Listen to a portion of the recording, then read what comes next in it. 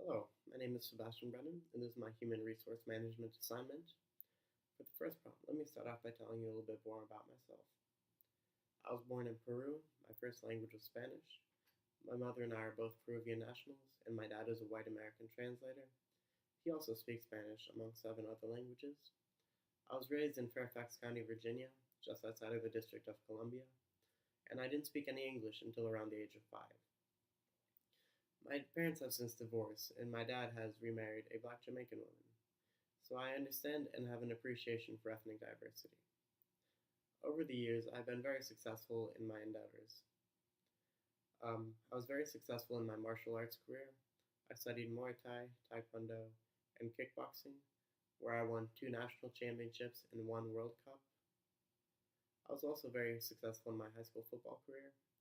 As a freshman, we went undefeated, but we lost in the state championship. As a sophomore, I started nickel cornerback, and I tore my MCL in the regional finals, and where we lost on the last second. As a junior, I started at free safety, and we went undefeated. Every game, we won by more than 30 points, and we finished the season ranked number 7 in the nation by USA Today. Now, winning the state championship was great, but it was not my greatest accomplishment. To answer prompt 2, my greatest accomplishment is returning to the state championship as a senior. After our incredible season, we faced adversity all along the way. Our star running back faced a big injury before the season started. He is now playing at South Carolina. With our high national ranking, we grew ever so cocky. Our first game of the season we played on ESPN on national television against a team called Gonzaga Collegiate High School. We were beaten 31-17. The players and coaches all blamed each other.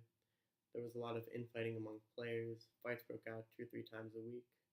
We would win games against very poor opponents, but there was no chemistry in our play until we lost to our rival in double overtime. After that game, our defensive coordinator and personal mentor of mine was fired. After that, I stepped up as a leader. I would console players, I would make speeches, I would break up fights, I would help instruct, and I would organize social events for the team. We played very well, and for the first time in a long time, we played together. We then played our rivals again in the regional championship, where we finally beat them. Returning to the state championship was great, but we lost that game. But we played very well and we played together.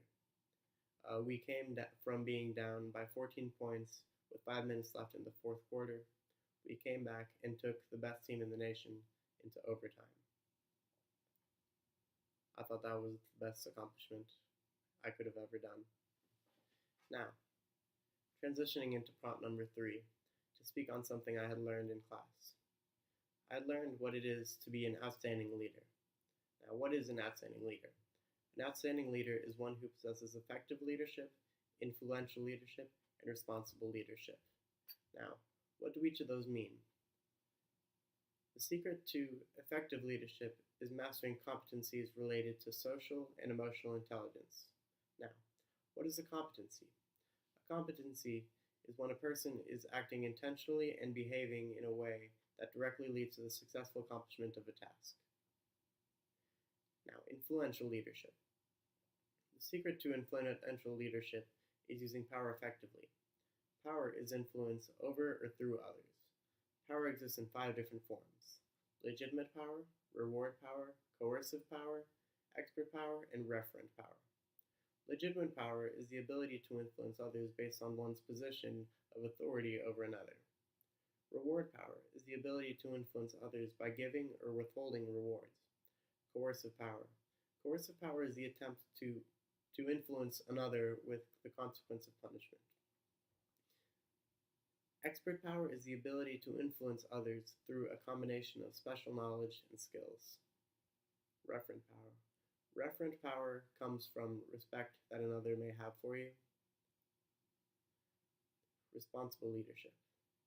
The secret to responsible leadership is ethics. How we lead is determined by what we value.